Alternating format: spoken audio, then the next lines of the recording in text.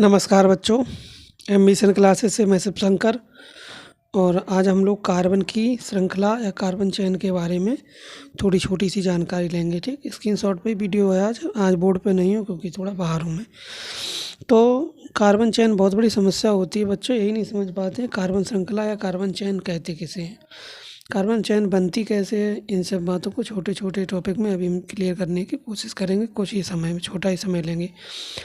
तो प्यारे बच्चों, कार्बन या कार्बनिक यौगिक में कार्बन कार्बन परमाणु आपस में आबंध या बंधों द्वारा जुड़े रहते हैं।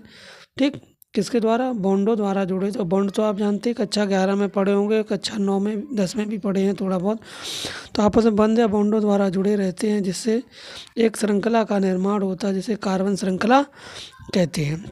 क्या कहते हैं? जिसे कार्बन श्रृंखला कहते हैं। फॉर एग्जांपल के लिए आप देख सकते हैं यहाँ पर CH3 CH2 CH3 एक कार्बन श्रृंखला है जो 3 कार्बन से मिलकर बनी है, प्रोपेन है। अगर हम छोटी श्रृंखलाओं की बात करें बेटा, तो सबसे छोटी श्रृंखला हमारी अगर शुरुआत करें यहाँ पर, तो एक बनेगी CH4। एल्केन श्रेणी में मेथेन है, एक कार्बन की श्रृंखला है। इसके बाद एक श्रृंखला बनेगी आपकी CH2 और CH3 और CH3, एक श्रृंखला बनेगी, 2 कार्बन की श्रृंखला है। इसी प्रकार अन्य श्रृंखलाएं भी हमारी, जैसे इसका हमने ये तो आपको संक्षिप्त रूप में लिखा है, ये भी संरचना सूत्र, लेकिन यहाँ ऐसे लिखाएंगे क्योंकि बड़ी कॉपी में, लेकिन इसको हम खुल के लिख के दिखाएं अगर सही से, तो इस प्रकार लिखेंगे। जैसे ये लिखा हुआ है आपका यहाँ पर इस तरीके से, ये ठीक, ये वाला C 3 C के बीच में सिंगल बॉन्ड और चारों तरफ से हाइड्रोजन सिंगल बॉन्ड द्वारा जुड़ा। एल्केन श्रेणी का ये संतृप्त हाइड्रोकार्बन है। पिछले वीडियो हमने आपको बताया था संतृप्त असंतृप्त हाइड्रोकार्बन किसे कहते हैं। जिस कार्बन के यौगिक में सिंगल बॉन्ड हो, टोटल ही कहीं पर भी डबल या ट्रिपल बॉन्ड ना हो, तो वो संतृप्त हाइड्रोकार्बन होगा।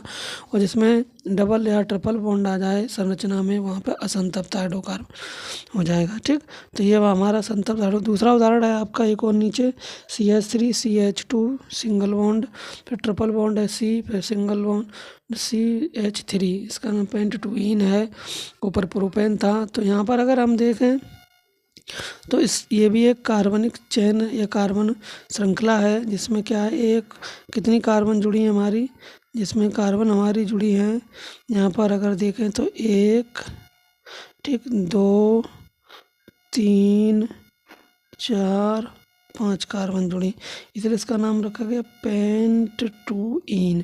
ठीक, IUPAC के अनुसार नाम लिखे। अभी हम आगे धीरे धीरे आपको IUPAC की तरफ लिए चल रहे हैं, वही छोटी छोटी बातें बता के फिर जल्दी ही 1-2 वीडियो के बाद IUPAC चालू कर, जो मोस्ट नेसेसरी टॉपिक है आप लोगों के लिए, सभी के लिए। तो बच्चे बेटा, नीचे जो है इसी का हमने संरचना सूत्र में ये जो संरचना है इसकी, उसको बनाया यहाँ पर, ये आप देख सकते हैं नीचे, यहाँ से ये इसकी संरचना है यहाँ पर ऊपर वाले की, इस तरीके से। तो ये एक श्रृंखला है। और भी श्रृंखला है, ये तो थी आपकी ओपन चेन, खुली श्रृंखलाएं, ठीक, जिनमें किसी प्रकार के दोनों सिरे खुले हुए थे। इधर से अगर देखें हम, प्रोपेन में भी खुला हुआ है और इधर भी खुला भी है, आगे हम डिटेल करेंगे। लेकिन यहाँ इसी प्रकार कुछ चक्रीय श्रृंखलाएं भी हैं, जैसे साइक्लोब्यूटेन है। यहाँ पर देखेंगे आप, ये पूरा बंद है, पूरा चक्र है, राउंड है।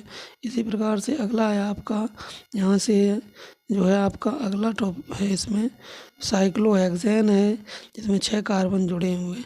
तो ये तो हो गया आपका कार्बन श्रृंखला और कार्बन श्रृंखला से संबंधित छोटी छोटी बातें। ठीक है बेटा, और ये एम्बिशन क्लासेस आप चूँकि जानते हैं, उससे जुड़े हुए क्लासें चल रही हैं, जहाँ पर आपको सभी प्रकार की क्लासें उपलब्ध कराई जाएंगी।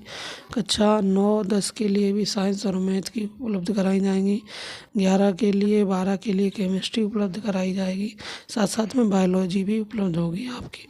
तो बेटा एक बार फिर समझ लें। अब अगली वीडियो में हम यहाँ कार्बन श्रृंखला का क्लासिफिकेशन करेंगे कि कितने प्रकार चक्रीय और बिना चक्रीय यानी साइक्लिक और नॉन साइक्लिक दोनों प्रकार की बताएंगे। ठीक है, तो इसको ध्यान से समझ लें कि कोई भी कार्बन परमाणु आपस में बॉन्डों द्वारा जुड़े होते हैं तो एक लंबी श्रृंखला बनाते हैं जिसे हम कार्बन चेन या कार्बन श्रृंखला कहते हैं।